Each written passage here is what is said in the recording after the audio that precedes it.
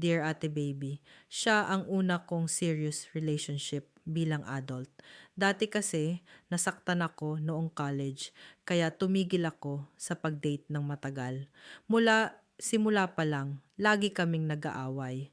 Mahal ko siya at nagmamalasakit ako sa kanya, pero pakiramdam ko hindi sapat ang relationship namin.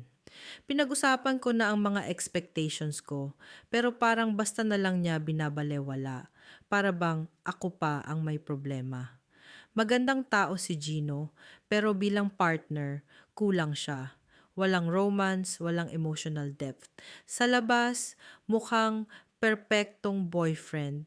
And honestly, nakakainis kasi kung alam lang nila kung gaano ako niya neglected na pakiramdam.